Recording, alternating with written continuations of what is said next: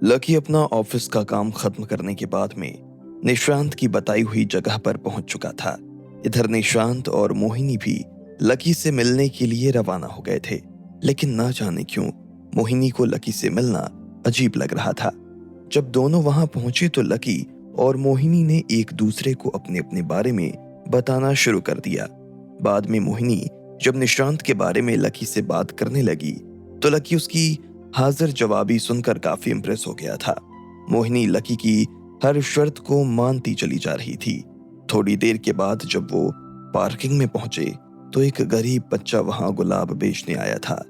जब वो मोहिनी से गुलाब खरीदने के लिए कुछ ज्यादा ही जिद करने लगा तो मोहिनी ने उसे धक्का दे दिया और बच्चा सीधा लकी से जा टकराया। सॉरी सॉरी बेटा, तुम्हें लगी तो नहीं? सॉरी भैया, वो मोहिनी से हर्ट नहीं करना चाहती थी, लेकिन ये जबरदस्ती उसकी ड्रेस पकड़कर उसके पीछे ही पड़ गया था, इसलिए मोहिनी को इसे निशांत ने बीच में आते हुए कहा और उस बच्चे को संभालने लगा। लकी ने मोहिनी की तरफ देखा और फिर उस बच्चे की तरफ देखते हुए बोला, बेटा एक गुलाब कितने का है? 20 रुपए का, अगर 3 लोगे तो 50 में दे दूंगा, उस बच्चे ने सहमते हुए कहा।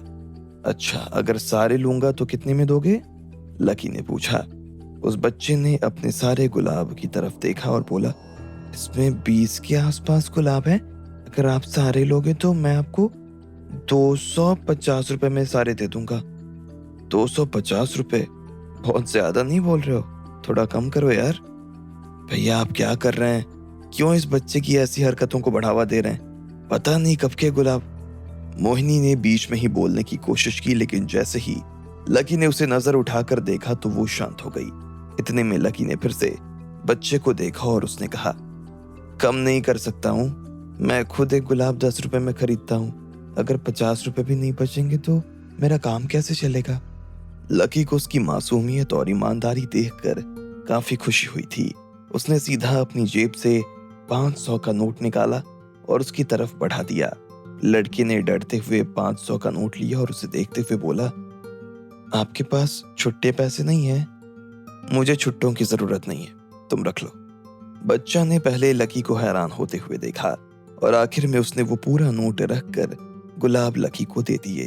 वो पैसे लेकर वहां से जा ही रहा था कि इतने में लकी ने उसे रोका और पूछा, अभी दीदी ने आपको धक्का दिया, आपको बुरा नहीं लगा? लगा ना, तो फिर आपने कुछ किया नहीं? मैं क्या करता, उनके साथ भैया खड़े थे, फिर शायद गलती मेरी ही थी, अगर मैंने उनकी ड्रेस नहीं पकड़ी होती तो वो, बच्चे ने कहा और मोहिनी की तरफ देखने लगा। उसकी आंखों ने जैसे मोहिनी के दिल का कोई तार छेड़ दिया था। उसे भी एक छोटे से पल के लिए उस बच्चे पर दया जरूर आई थी, लेकिन अगले ही पल वो उसे फिर से उसी नजर से देखने लगी थी। ठीक है जाओ। इतने में लकी ने उसे रवाना कर दिया और वो 500 का नोट लेकर वहां से निकल गया। मोहिनी को लगा कि उसने कोई गलती की है, इसलिए उसने अपने बचाव में लकी से कहा, भैया हमें इस तरह के लोगों को बढ़ावा नहीं देना चाहिए। इनके माँ बाप इन्हें पैदा कर देते हैं और जब खाने को पैसे नहीं होते हैं तो पढ़ने लिखाने की उम्र में इनसे धंधा करवाना शुरू कर देते हैं। पर हम कब तक इनका सपोर्ट करते रहेंगे बताइए आप? ऐसे तो इनकी आदतें खराब हो जाएंगी और इसका नुकसान हमें उठाना पड़ेगा, क्यों निशांत? मोहिनी इतना कहते ही निशांत की तरफ देखने लगी। निशांत को खुद समझ नहीं आ रहा था कि उसे क्या कहना चाहिए था। एक तरफ उसे लग रहा था कि लकी ने जो किया था वो सही था, लेकिन वो इतनी आसानी से मोहिनी की बात को खारिज भी नहीं कर सकता था। लकी उसकी दुविधा को अच्छी तरीके से समझ गया था, इसलिए उसने कहा, देखो ऐसा है कि उसके माँ बाप की क्या हालत है क्या नहीं ये हमें नहीं पता, लेकिन जैसे तुम दोनों को शादी करने का अधिकार है, बच्चे पैदा करने का अधिकार है, ऐसे ही उनको भी अधिकार है।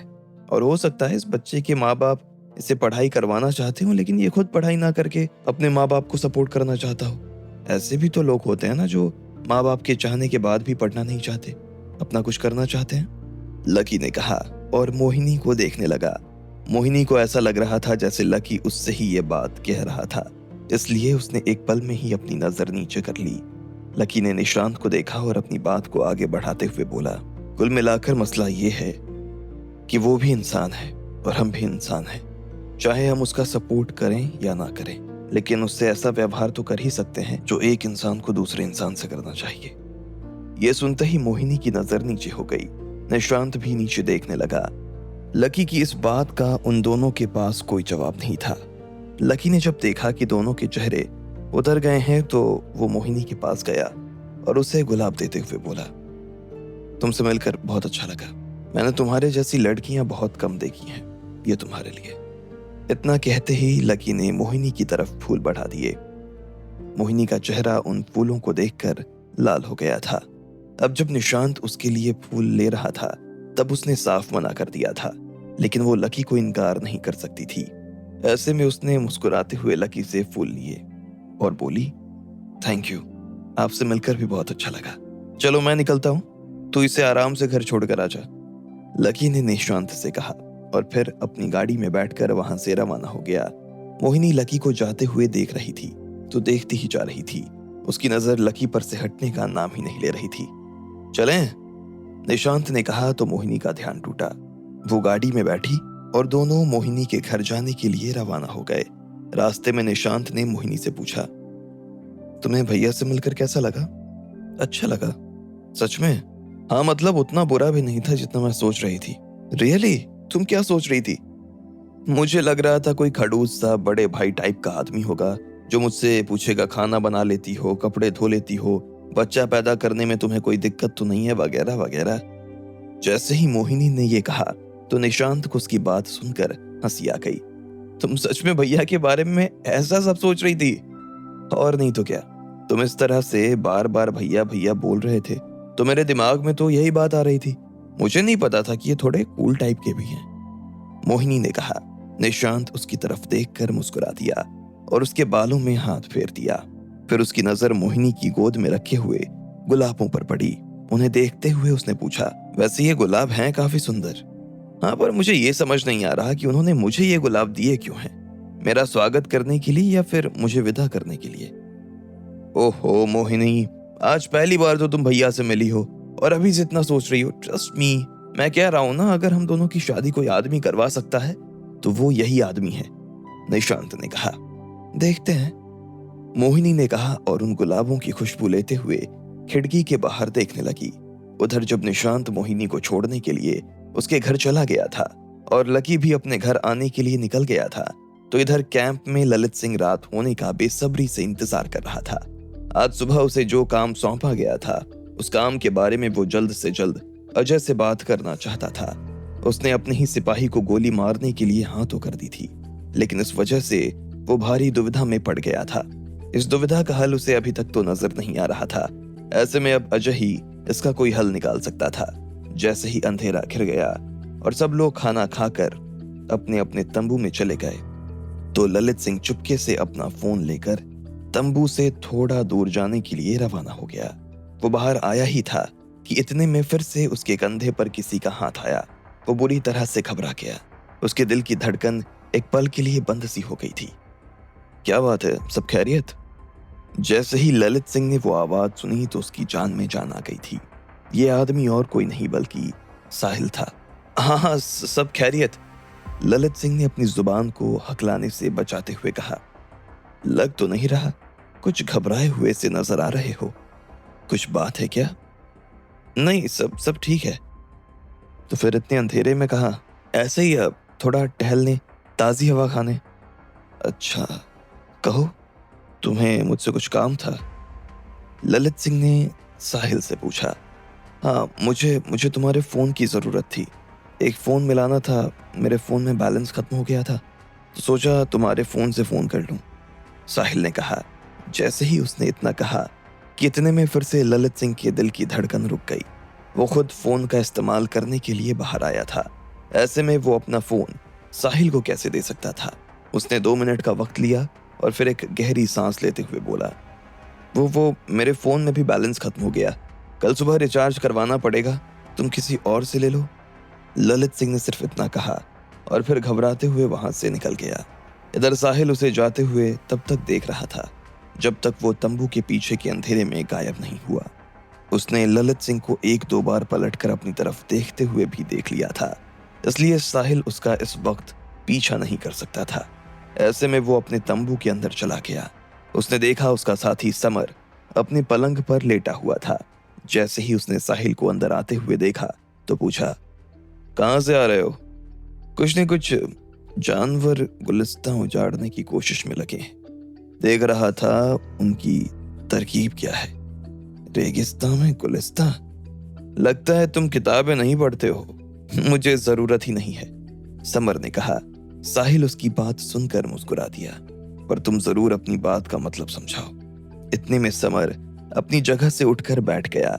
साहिल ने अपनी टेबल पर रखे पानी के जग से गिलास में पानी भरा और बोला, तुम्हें ऐसा नहीं लगता कि ये जो नया आदमी हमारे साथ आया है, ये आया नहीं है?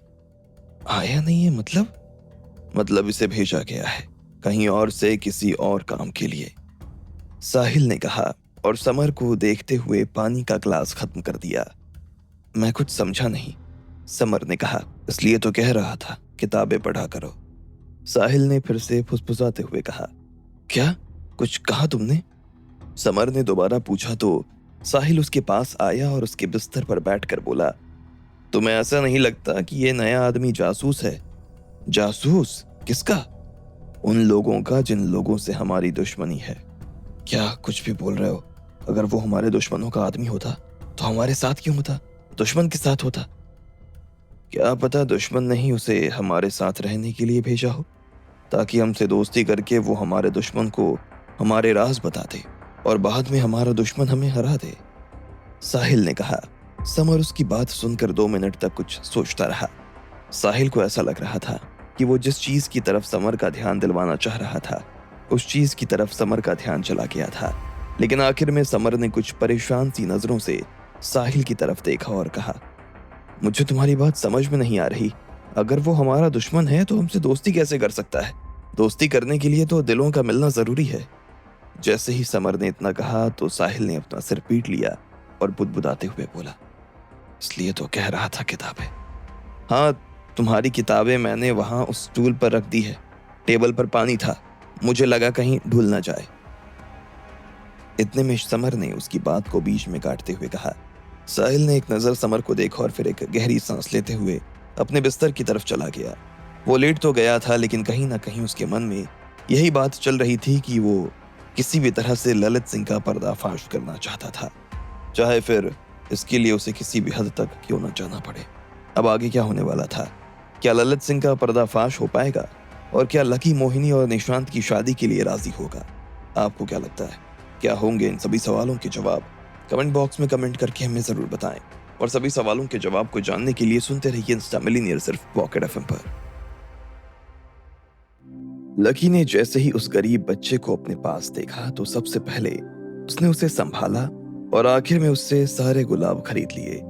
मोहिनी को लकी का ये तरीका पसंद नहीं आया और जब उसने लकी को समझाने की कोशिश की तो उल्टा लकी ने उसे अपनी भाषा में समझा दिया।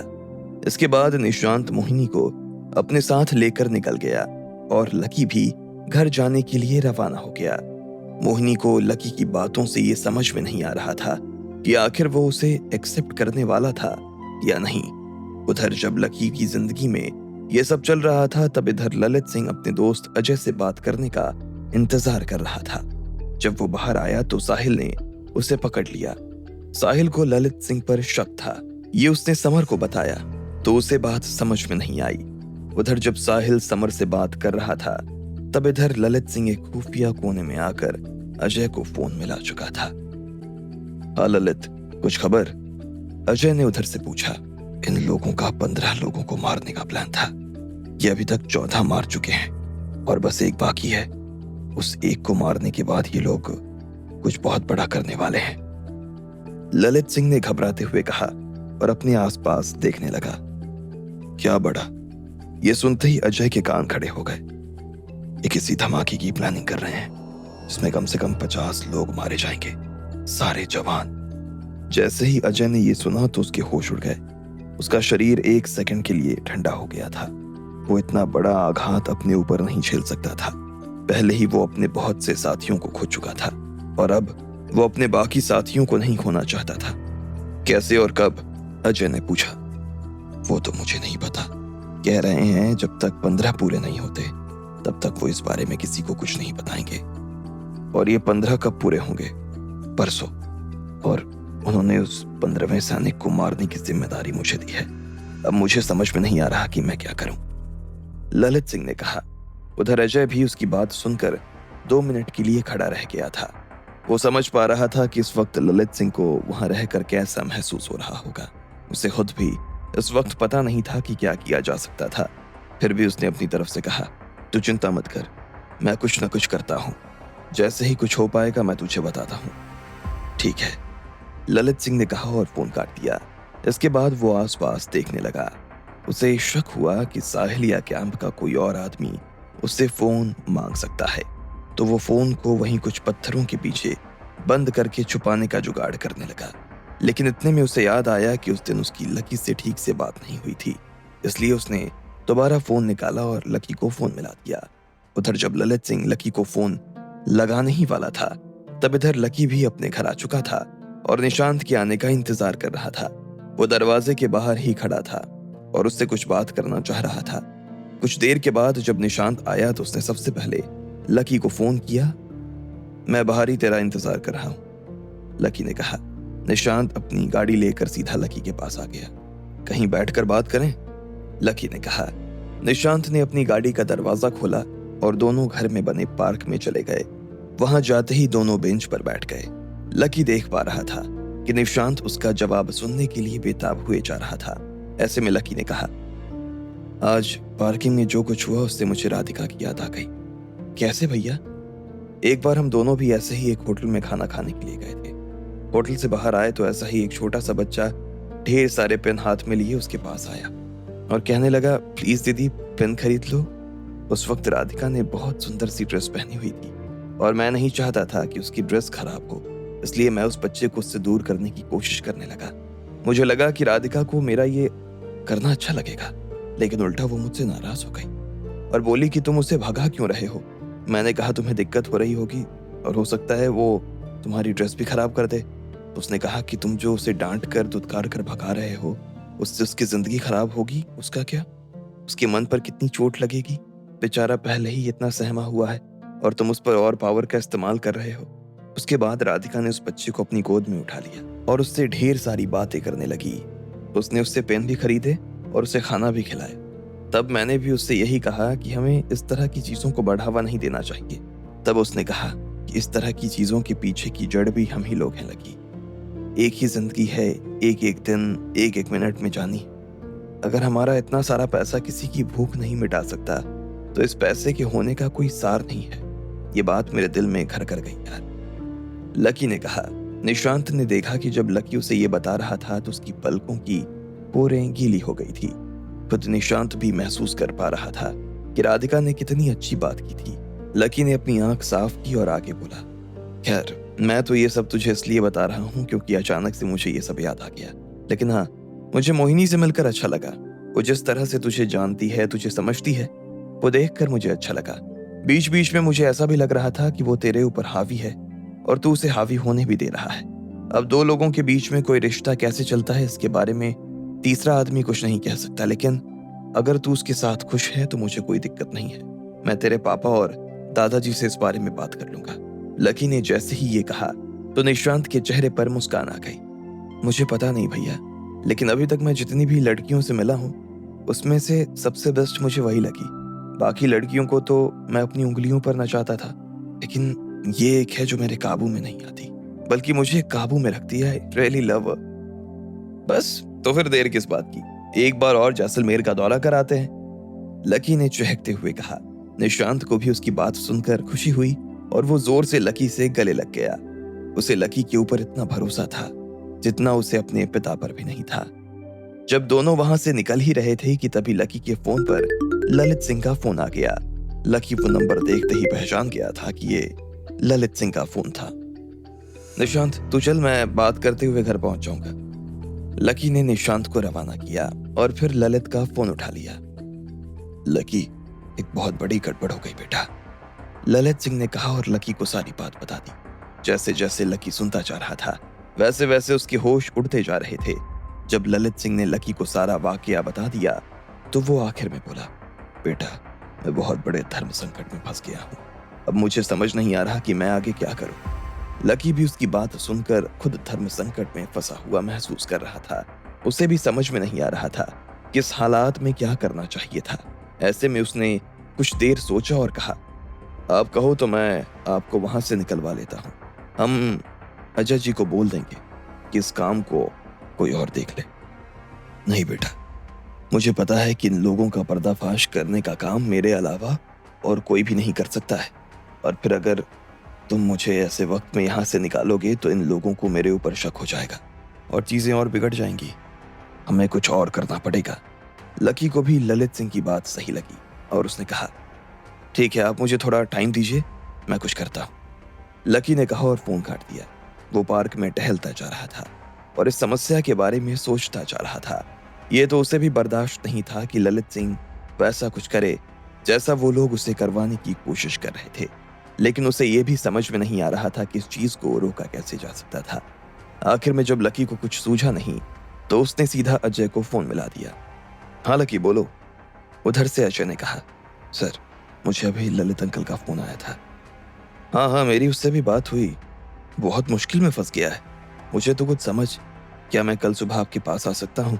वैसे मेरे पास भी कोई सॉल्यूशन तो नहीं है, लेकिन मुझे लगता है कि अगर हम बैठकर आपस में कुछ बात करेंगे तो शायद कुछ हो सकता है।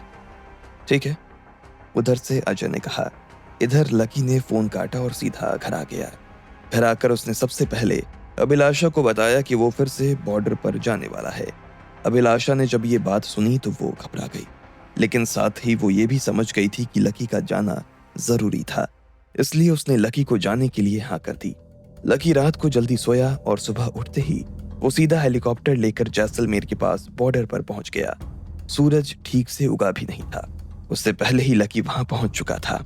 अजय उसका इंतजार कर ही रहा था। लकी का हेलीकॉप्टर नीचे उतर गया। उसने देखा अजय उसके तंबू के बाहर खड़ा है और उसे अंदर आने का इशारा कर रहा है। लकी भागता हुआ अजय के तंबू में चला गया।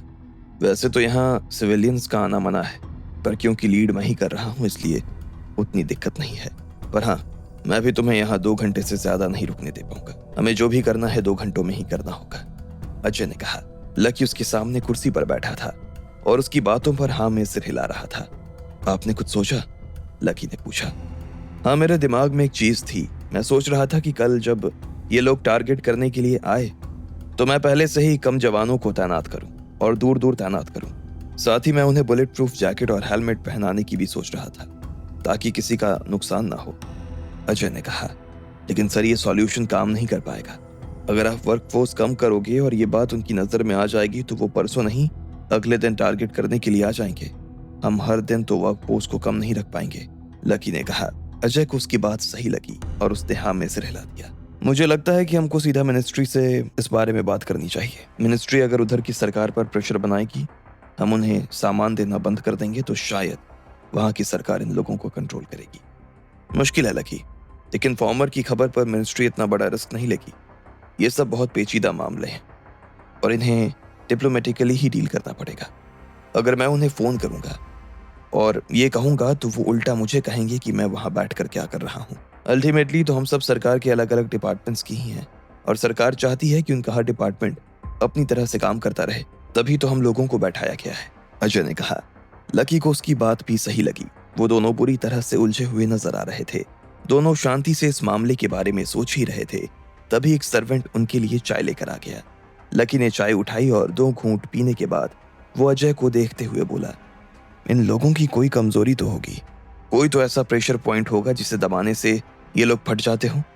अजय उसके सवाल के बारे में सोचने लगा और आखिर में बोला, है 2 चीज है जो इन्हें दबा सकती है, एक तो पैसा और दूसरा मैन पावर।